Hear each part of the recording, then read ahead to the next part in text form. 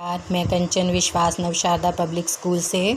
आज हम करेंगे +2 क्लास के सेकंड चैप्टर के क्वेश्चन, जो आप जैसे पहले भी मैंने आपको जब फर्स्ट चैप्टर कराया था तो उसके भी आपको क्वेश्चन समझाए थे कि आपको 4 नंबर के क्वेश्चन कैसे करने हैं, 8 नंबर के क्वेश्चन कैसे करने हैं और 1 नंबर के क्वेश्चन कैसे करने हैं। तो पहले मैं 1 नंबर से ही स्टार्ट कर रही हूँ कि 1 नंबर के क्वेश्चन आपको कैसे करने हैं। जैसे पहला ही क्वेश्चन है, अशोक के किन्हीं 4 शिलालेखों का नाम बताओ और यह भी बताओ कि ये कहाँ पर हैं। जैसे पहला ही क्वेश्चन बनता है अशोक के किन्हीं 4 शिलालेखों के नाम। तो उसके शिलालेख अगर हम 1 नंबर में पूछें तो हम सिर्फ इसके नेम ही लिखेंगे।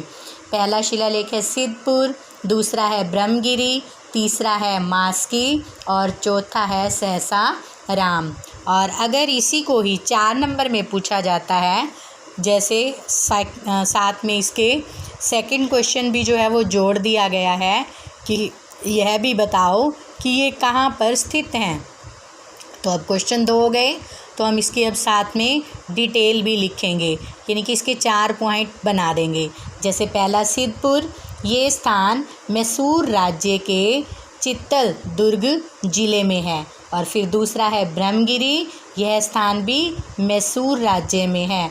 और तीसरा है मास्की, यह स्थान हैदराबाद के निकट है। और चौथा है सहसाराम, यह स्थान जो है बिहार में शाहाबाद में है। तो इस तरह से जब हम लिखेंगे, इसके 4 पॉइंट जब हम बना देंगे तो ये क्वेश्चन जो है वो हमारा बन जाएगा 4 नंबर का।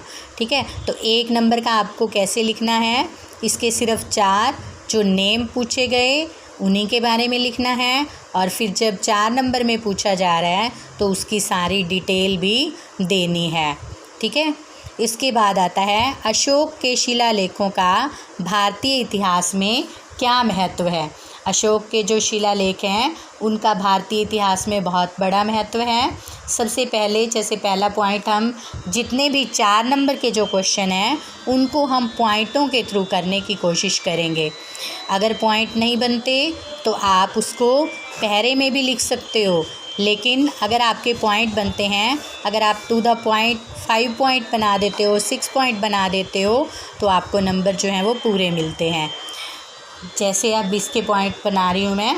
पहला पॉइंट है, उसके अधिकतर शिलालेख जो है वो सीमित क्षेत्रों में स्थित हैं और इसकी सहायता से हम अशोक के राज्य की सीमाएं जो हैं वो आसानी से निर्धारित कर सकते हैं। दूसरा पॉइंट जो है वो हम बनाएंगे, अशोक के शिलालेख जो हैं वो हमें निजी धर्म और उसके उच्च चरित्र के विषय में भी जानकारी देते हैं। तीसरा पॉइंट जो है, अशोक के जो शिलालेख हैं वो मिस्र, सीरिया, वर्मा और श्रीलंका में भी जो है पाए गए हैं। तो उससे क्या पता चलता है कि श्रीलंका, वर्मा, म्यांमार, इन सब के साथ इसके अच्छे संबंध थे। और उनसे ये भी पता चलता है कि अशोक ने बौद्ध धर्म का जो है वो प्रसार किया था।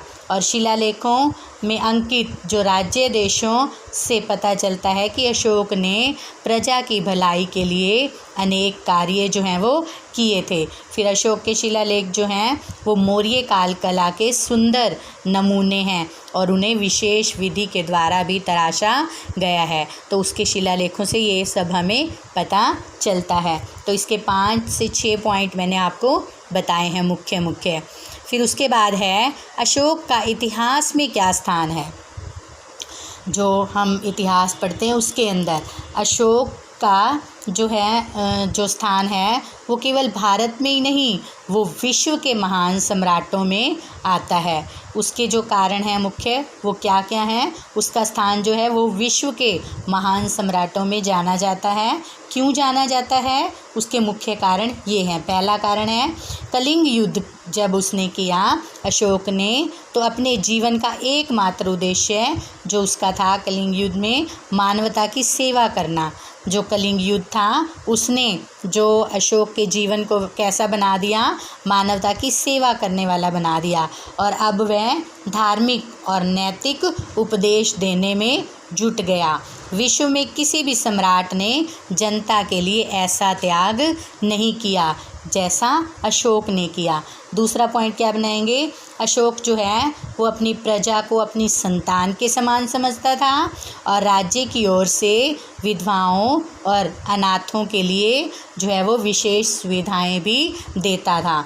फिर तीसरा पॉइंट जो है वो क्या है, अशोक ने बौद्ध धर्म को विश्व के लगभग सभी देशों में जो है वो फैलाया।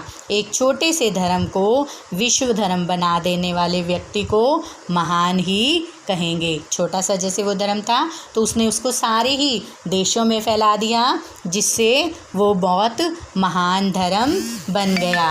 फिर जो अशोक है वो सहनशील सम्राट था और वो सभी धर्मों का जो है वो आदर भी करता था। और अशोक जो है, फिफ्थ पॉइंट जो है वो हम बनाएंगे, अशोक ऐसा शासक था जिसने पशुओं के लिए भी अस्पताल बनवाए थे। उसके बाद जो आपका क्वेश्चन है वो है, मगध किस प्रकार से मगध जो है किस प्रकार सबसे अधिक शक्तिशाली महाजनपद बन गया। तो अब हम उसके पॉइंट बनाएंगे मगध के विषय में। जो आधुनिक इतिहासकार हैं उनके अनुसार मगध जो है वो सबसे शक्तिशाली बन गया था। और किन मुख्य कारणों से बना था वो ये थे, कौन कौन से थे, जो मगध था उसकी जो भूमि थी वो बहुत ही उपजाऊ थी। और फिर दूसरा, वहाँ पर लोहे के खदान थे जिनका प्रयोग किसके लिए किया जाता था, हथियार बनाने के लिए किया जाता था।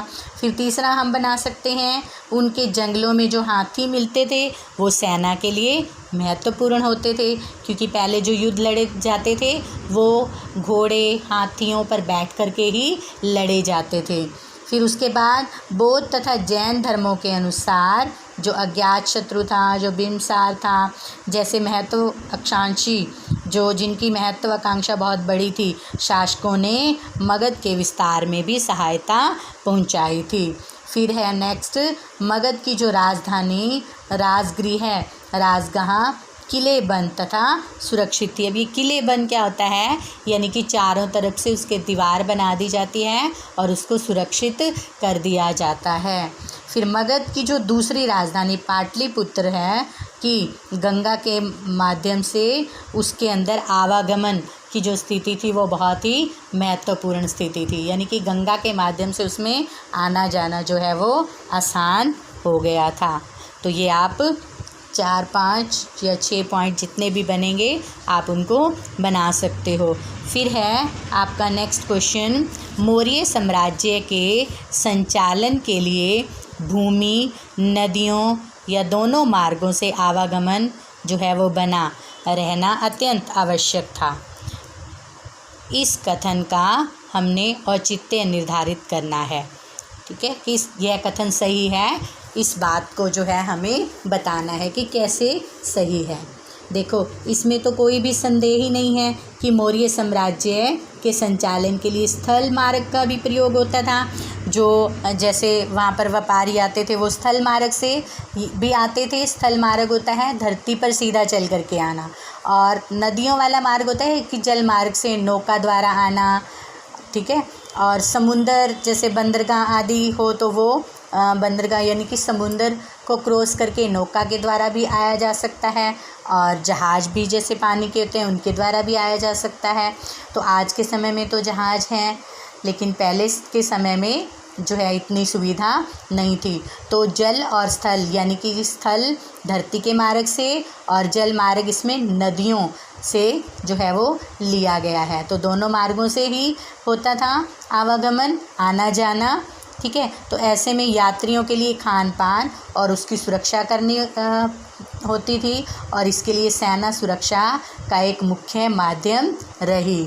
फिर इसमें देखो क्या बताया गया है कि इससे एक उप समिति का काम जो है वो नौसेना का संचालन करना था, और दूसरी यातायात और खान पान का संचालन करती थी। तीसरी का काम पैदल सैनिक जो थे उनका संचालन करना था, और चौथा जो है वो अश्वरोहियों, अश्व क्या होता है, घोड़ा, यानी कि घोड़े पर, और पांचवी रथारोहियों, रथ आप जानते ही हो, घोड़े के पीछे जो बग्गी बना करके लगा दी जाती है का, तथा छठी का काम था हाथियों का संचालन करना। दूसरी उपसमिति जो थी उसमें कई काम होते थे। हथियारों को ढोने के लिए बैलगाड़ियों की व्यवस्था करना, सैनिकों के लिए भोजन तथा जानवरों के लिए चारे का प्रबंध करना और सैनिकों की देखभाल के लिए सेवकों और शिल्पकारों को नियुक्त करना। तो इन सब के लिए जो सारा संचालन होता था, जो आवागमन होता था, जो देन लेन होता था, वो सारा नदियों और जो है स्थल मार्ग से होता था। उसके बाद जो है आपको दीर्घ क्वेश्चन एक करवा रही हूँ। ये तो आपके इस तरह से जो आप करोगे पॉइंटों में या पहरे के अंदर जो है वो आपका होएगा 4 नंबर का क्वेश्चन। अगर आपका 8 नंबर का क्वेश्चन आता है या 7 नंबर का क्वेश्चन आता है तो वो आप कैसे करोगे। जैसे इसमें है वर्णित काल 600 ईसा पूर्व से 600 ईस्वी में कृषि के तौर तरीक़ों में किस हद तक जो है वो परिवर्तन हुए थे, तो उसके विषय में जो है हम करेंगे। तो जब हम 7 नंबर का 8 नंबर का क्वेश्चन करते हैं तो वो ऐसे टाइप क्वेश्चन होता है। तो आपने छोटी क्लासेस में जैसे ऐसे लिखे होंगे, तो ऐसे आप कैसे लिखते थे, हेडिंग डाल करके लिखते थे। जो आप प्रस्ताव लिखते थे तो प्रस्ताव जब आप लिखते थे तो वो हेडिंग डाल करके लिखते थे। तो ऐसे ही जब हम बड़े क्वेश्चन करते हैं, बड़े प्रश्न करते हैं, तो उनको हेडिंग बना करके ही लिखना चाहिए। तो इसका जैसे हम हेडिंग बनाएंगे, पहला हल का प्रचलन, कि उपज बढ़ाने के लिए एक तरीका जो था वो हल का प्रचलन था। और हल का प्रयोग 6ठी शताब्दी ईस्वी पूर्व से ही गंगा और कावेरी की घाटियों के उर्वरक जो उपजाऊ क्षेत्र थे उनके अंदर होने लग गया था। और भारी वर्षा वाले क्षेत्रों में लोहे की फाल वाले हलों का, जो मैंने आपको जैसे पहले वीडियो बनाई उसमें बताया भी था कि लोहे की फाल कैसी बनाई जाती थी, और उस लोहे की फाल के द्वारा उर्वरक भूमि की, जो उपजाऊ भूमि होती थी, उसकी जुताई की जाती थी। और गंगा घाटी में धान की रोपाई भी की जाती थी, जिससे उपज के अंदर भारी वृद्धि होने लगी। फिर कुदाल का प्रयोग, कुदाल क्या होती है, कस्सी के जैसा ही हथियार होता है। तो जैसे जहाँ पर जैसे लोहे के हल का प्रयोग नहीं कर सकते थे तो वहाँ पर कस्सी का प्रयोग, जैसे जो पथरीले इलाके होते थे, जो पहाड़ आदि होते थे, तो वहाँ पर कुदाल का प्रयोग करके जो है खुदाई की जाती थी। जैसे इसमें बताया भी हुआ है कि लोहे के फाल वाले हल का प्रयोग से फसलों की उपज बढ़ने लगी थी। तो ऐसे फलों का उपयोग उपमहाद्वीप के कुछ भागों तक सीमित था। पंजाब तथा राजस्थान के अर्धशुष्क प्रदेशों में लोहे के फाल वाले हल का प्रयोग 20वीं शताब्दी में शुरू हुआ था। और जो उपमहाद्वीप पूर्व और उत्तर की तरफ और मध्य पर्वतीय क्षेत्रों में रहते थे।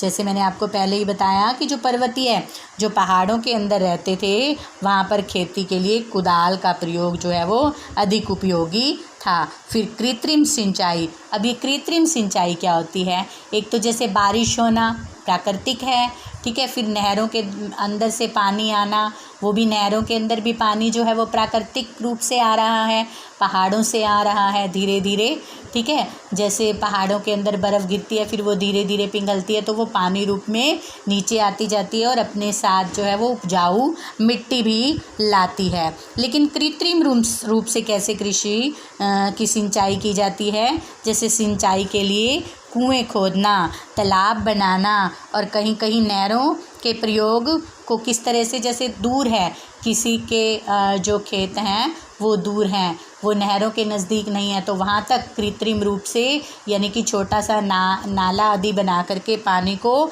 ले करके जाना, ठीक है। तो व्यक्तिगत रूप से तालाब बनाए जाते थे, कुएं बनाए जाते थे और नहरों का प्रयोग करके जो है प्राय सिंचाई के लिए उनका प्रयोग किया जाता था। और फिर कृषि जो है वो लोग करते थे। फिर कृषि के जो नए तौर तरीके थे उनका भी प्रभाव पड़ा। जैसे जो नए तरीके अपनाए गए तो उससे कृषि की जो भूमि थी वो उपजाऊ होने लगी, और जैसे जो मतलब जैसे उपज बढ़ाने के लिए नए नए तरीक़ों का भी प्रयोग होने लगा। तो ये आपका जैसे 7 से 8 नंबर का क्वेश्चन है। पहले मैंने आपको 4 नंबर वाले क्वेश्चन भी बताए हैं। अगर आप इसमें भी पैरा रूप में लिखना चाहें तो आप इसमें 4 पैरे जो है वो भी बना सकते हैं। धन्यवाद।